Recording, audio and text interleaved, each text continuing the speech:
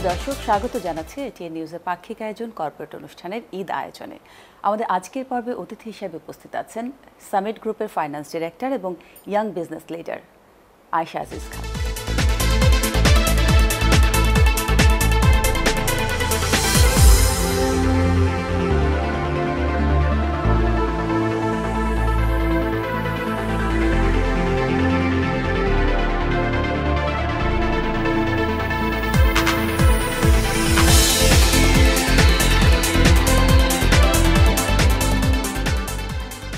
কথা বলি আমাদের আজকের অতিথির সাথে।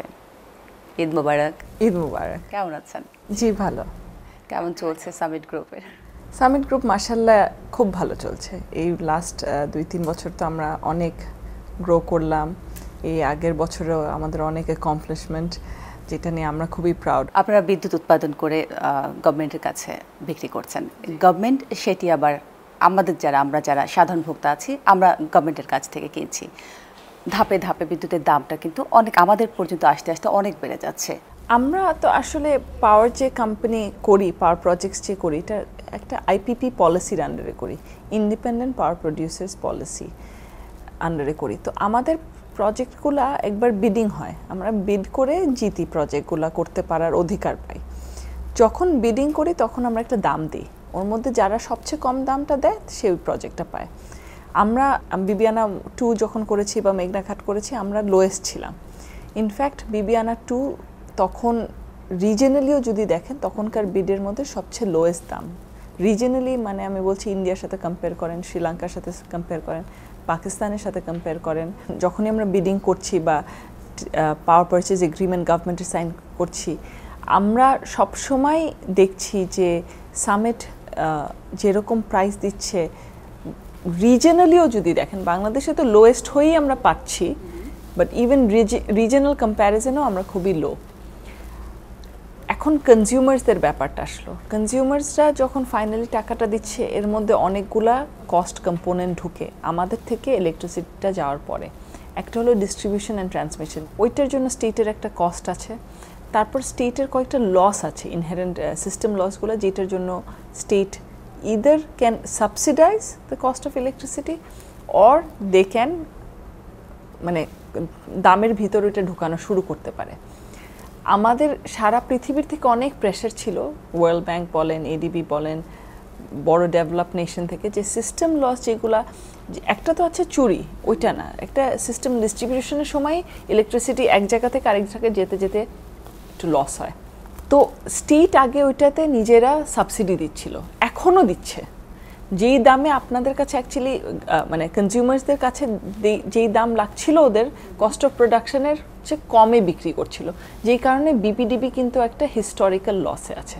আমার মনে হয় আমরা একটা ব্ল্যাঙ্কেট পজিশন না নিয়ে যে দাম বাড়ানো উচিত না, আমাদের পলিসিটা যেই দিকে যাওয়া উচিত, যে যেই কনজিউমাররা কম দামে ইলেকট্রিসিটি পাওয়া উচিত, আর যেই কনজিউমাররা কম দামের ইলেকট্রিসিটি অ্যাফোর্ড করতে পারবে, ওদেরকে ইলেকট্রিসিটি যত কম মূল্যে দেওয়া যায় অত কম মূল্যে।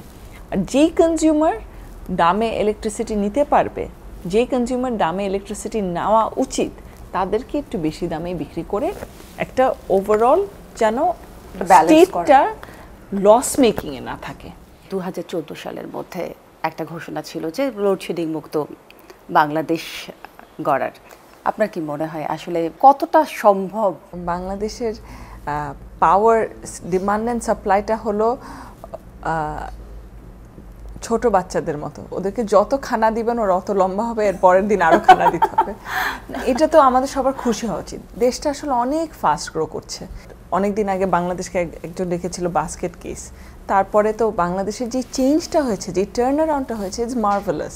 এটা 15 বছর আগেও যদি আপনারা যারা ইকোনমিক্স নিয়ে চিন্তা করেছে, যারা প্রেডিকশনস করেছে, তারা কিন্তু বুঝে নাই বাংলাদেশ এত ফাস্ট গ্রো করবে। Bangladesh formally grows about 6% year on year now for the last 12 years now.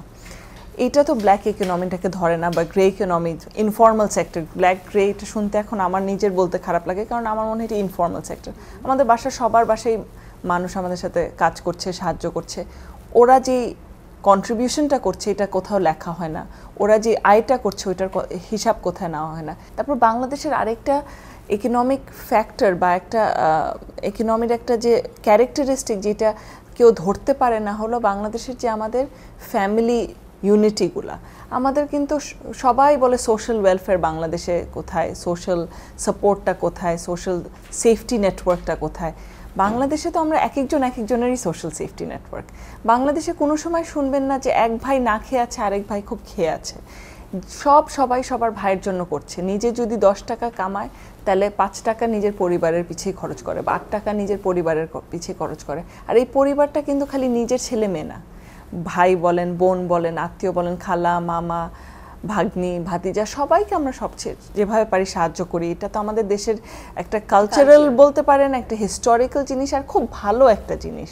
তো এইটাতে যে গ্রোথ হচ্ছে, এটাতে যে ইকোনমিক মুভমেন্ট হয়, ওটা তো আসলে ধরতে পারি না। আপনারা কয়লা ভিত্তিক বিদ্যুৎ কেন্দ্রে কেন যাচ্ছেন না, যেখানে আমাদের দেশে এত সুযোগ রয়েছে? কারণ আমাদের যে কোল পলিসিটা, ওই কোল পলিসি খুব ক্লিয়ার না। কোল পলিসি বলে এখনো কিছু আসে নাই, মানে ইমপ্লিমেন্টেশন স্টেজে আসে নাই। লেখালেখি হচ্ছে, ডেভেলপমেন্ট স্টেজে আসছে, বাট এক্সিকিউশন স্টেজে যায় নাই।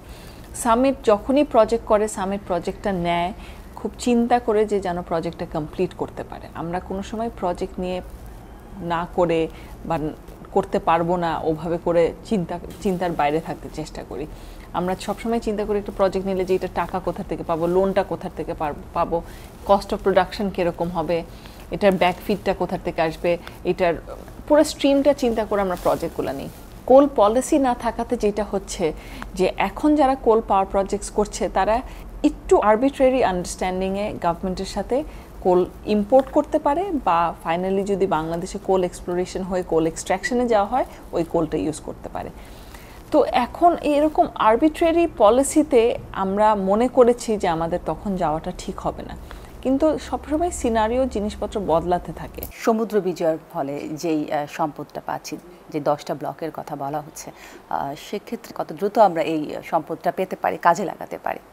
Again, আমি personally একটা স্পেশালিস্ট না। Sumito is not an exploration company. It's something we are very interested in. আমরা নিজেরা এটা নিয়ে গবেষণা করে চিন্তা করছি, স্ট্র্যাটেজি করছি। কিন্তু আমি যারা পাওয়ার সেক্টরে কাজ করছে তারা তো এটা থেকে উপকৃত হবে নিশ্চয়ই। জি, আমি যতটুকু জানি, যাদের সাথে কথা বলেছি, স্পেশালিস্টদের থেকে কথা বলেছি, ওই ব্লকগুলা, সমুদ্রের মধ্যে যে ব্লকগুলো, ওইখান থেকে এক্সট্রাকশন করে গ্যাস অ্যাকচুয়ালি পেতে বেস্ট কেস সিনারিও 8 থেকে 9 বছর। সামিটের পাইপলাইনে আর কি কি প্রজেক্ট আছে? সামিটের এগুলো চালু হবে পাইপলাইনে আপনারা শুনেছেন মেঘনাঘাট পাওয়ার প্ল্যান্ট আমরা প্রোডাকশনে মাত্র গেলাম। আমাদের বিবিয়ানা 2 ইনশাল্লাহ এই বছরের শেষে প্রোডাকশনে আসবে। এই দুইটা তো আমাদের বেজ লোড পাওয়ার প্ল্যান্ট। আমরা ছোট পাওয়ার প্ল্যান্ট যেগুলোকে আমরা বলি রেসিপ্রিকেটিং ইঞ্জিনসের আন্ডারে সামিট পাওয়ার লিমিটেড, ওরকম আরও 2টা এর পরের বছর আসছেন। ওইখানে প্রায় 200 মেগাওয়াট আবার অ্যাড করছি। নেক্সট রাউন্ড অফ টেন্ডার্স যখন হবে ওইটাতে আমরা বিড করব।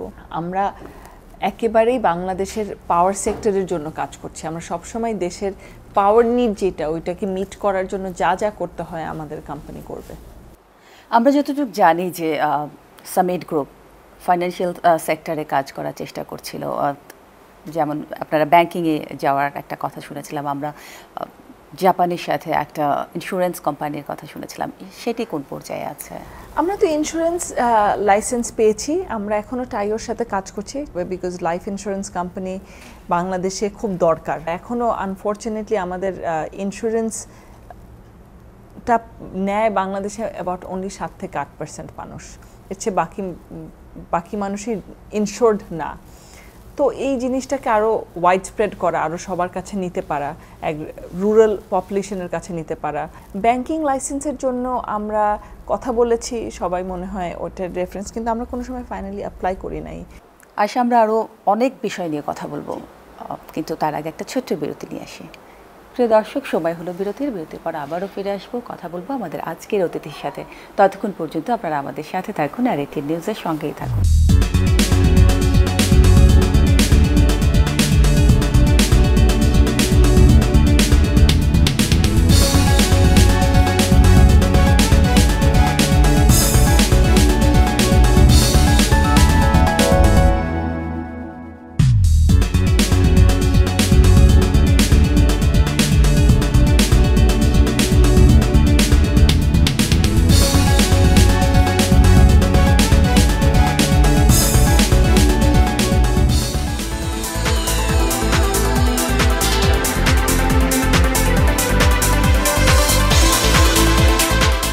প্রিয় দর্শক, বিরতির পর আবারও স্বাগত জানাচ্ছি এটিএন নিউজের পাক্ষিক আয়োজন কর্পোরেট অনুষ্ঠানে।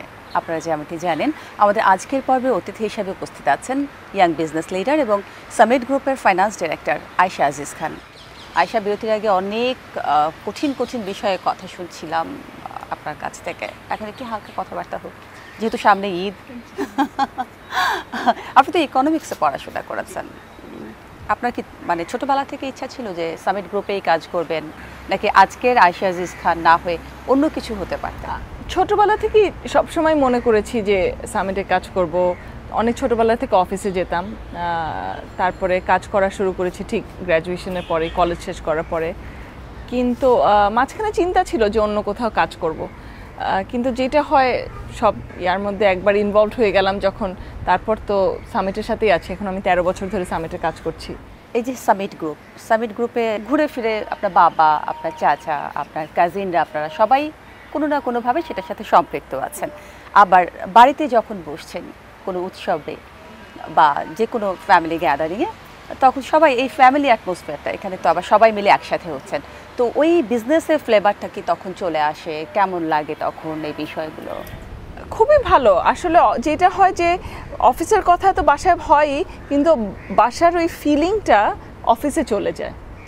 আর খালি নিজেদের মধ্যে না, মানে ইমিডিয়েট ফ্যামিলির মধ্যে না, পুরো অফিসের সাথে, পুরো অফিসের ম্যানেজমেন্টের সাথে, আমাদের যে senior managing directors, manager, general manager যারা আছে, ওদের সবার সাথে একটা রিলেশনশিপ ফর্ম করে যায়। কারণ একজন চাচা পাশে সাথে যার সাথে কাজ করছেন তার সাথে তো অত ডিস্টেন্স থাকা যায় না। আমি যেমন আমাদের অফিসের যারা সিনিয়র সবাই আছে তাদেরকে চাচা ডাকছি, ভাই ডাকছি, তারাও আমাকে ছোটোবেলার থেকে দেখছে, অনেক বছর ধরে চিনে। তো একটা সম্পর্ক হয়ে যায় কোম্পানির ভিতরেও, ম্যানেজমেন্টের ভিতরে। আর এটা খুবই ভালো একটা জিনিস, কারণ কোম্পানি তো আসলে একটা কাগজে কলমে সার্টিফিকেট, কিছুই না, কিন্তু ওই সার্টিফিকেট যে এত জিনিস করতে পারে, এত বড় কাজ করতে পারে, এইটা হলো মানুষের জন্য। সামিট ফ্যামিলির ঈদ প্রিপারেশন কেমন, যেহেতু সামনে ঈদ? সামিটে তো আমরা এগেন লেবার ইন্টেন্সিভ না বলে ওরকম পলিসিগতভাবে আমাদের ওরকম জিনিস হয় না। আমাদের কোম্পানির মধ্যে আমরা সবসময় চেষ্টা করি রোজার মধ্যে ইফতার করতে একসাথে অ্যাটলিস্ট। তারপরে ঈদের সময় তো কোম্পানির মধ্যে একটা এক্সাইটমেন্ট থাকেই, বোনাসটাই তখনই দেওয়া হয়, তো তখন আবার ছুটিও একটা লম্বা থাকে, তো ডেডলাইন হয়ে যায়। সবচেয়ে ভালো হলো কাজ সবাই শেষ করতে চায়। আপনি একজন ইয়াং বিজনেস লিডার, যেটি আমি আপনার পরিচয়ে বারবারই বলছিলাম। তো ইয়াং জানি না, যথেষ্ট ইয়াং। আপনার কি মনে হয় আমাদের দেশে যেসব বিজনেস লিডাররা আছেন বা যারা এখন এই পজিশনে আসছেন, এই জায়গাটায় আসছেন, তাদের কোন বিষয়টার উপরে বেশি ফোকাস করা উচিত? বাংলাদেশের জন্য চিন্তা করা উচিত। আমি এটাতে একটু নিজে খুব পার্সোনালি স্ট্রংলি বিশ্বাস করি বলে কথা বেশি বলতে পারি, কিন্তু আমাদের যেটা প্রবলেম, আমাদের জেনারেশন বলেন বা আমরা সবাই যখন পড়ালেখা করেছি, যারা বাংলাদেশেও করেছে, যারা বিদেশে যে করেছে ওটা আরও বেশি, আমাদেরকে বিদেশের কথা শেখানো হয়েছে। ইকোনমিক্স যখন আমরা পড়ছি আমাদেরকে এক্সাম্পল দেওয়া হয়েছে মালয়েশিয়ার কথা, ইন্দোনেশিয়ার কথা, থাইল্যান্ডের কথা, সবচেয়ে বেশি ওয়েস্টার্ন ইউরোপ আর নর্থ আমেরিকার কথা, কিন্তু এটা তো বাংলাদেশ না। আমার সাবমিশন বাংলাদেশের, আমার জেনারেশনের সবার জন্য, আর নিজের কাছে সবসময় নিজেকে বলতে চেষ্টা করি যে বাংলাদেশের জন্য চিন্তা করতে, যে বাংলাদেশের জন্য কি রেলেভেন্ট। আমাকে অনেক সময় কোয়েশ্চেন জিজ্ঞেস করে ফেমিনিস্ট বা ফিমেল ওরিয়েন্টেড, ফিমেল এম্পাওয়ারমেন্টের কথা, যেটা সৌদি আরবিয়াতে প্রবলেম বা যেটা পাকিস্তানে প্রবলেম বা যেটা আমেরিকাতে প্রবলেম, ক্যানাডাতে প্রবলেম, ওইটা কিন্তু বাংলাদেশের প্রবলেম না। বাংলাদেশের প্রবলেম আছে, কিন্তু ওদের সলিউশন এনে আমাদের ওকে দিলে চলবে না। আমাদের নিজেদের কি প্রবলেম প্রথমে আইডেন্টিফাই করতে হবে, তারপর ওই সলিউশন চিন্তা করতে হবে। ইকোনমির জন্য, কর্পোরেশনের জন্য, কোম্পানির জন্য বাংলাদেশের কি দরকার। বিদেশে সবসময় এখন একটা খুব কি বলবো পপুলারিটি, একটা চিন্তা চলছে যে সব কিছু খুব কোল দিয়ে, আমি একটু বলি যে কোলের এগেনস্টে খুব কথা বলা হয়, যে দেশের জন্য খারাপ হবে, মানুষের জন্য খারাপ হবে, এনভায়রনমেন্টাল একটা হ্যাজার্ড হবে। জি হবে, কিন্তু বাংলাদেশের জন্য আসলে কি রেলেভেন্ট? বাংলাদেশে তো আগে গ্রো করা দরকার। আপনি তো প্রথমে আগে খানাটা খাবেন, পড়ালেখাটা করবেন, তারপর খালি চিন্তা করবেন যে পড়ালেখা করার পর যে আমি একটু, ছেলেমেয়েরা বড় হয়ে পড়ালেখা করে অনেক রকমের দুষ্টুমি করতেই পারে, কিন্তু তাই বলে কি পড়ালেখা করাবেন না? কোলের জন্য বলছি কারণ ওইখানে তো আমরা নিজেরা ইনভলভ না, সামিট ইনভলভ না, কিন্তু বাংলাদেশে বলা যে সারা পৃথিবী এখন করছে না বলে বাংলাদেশ এখন করবে না, কিন্তু অন্য পৃথিবীর বাকি সবাই তো আগে করেছে, করে একটা ইন্ডাস্ট্রিয়ালাইজ লেভেলে এসে এখন বলছে যে ঠিক আছে আমরা এখন কোল না করে অন্য জিনিস করি, কিন্তু আগে তো আমাদেরকে ওইখানে যেতে দিবা। যে আবার ঈদ প্রসঙ্গে আসছি, ঈদ আসলে রমজান আসলে আমাদের ইকোনমির ওপর কিন্তু একটা বড় একটা প্রভাব পড়ে, অনেক গতিশীল হয়।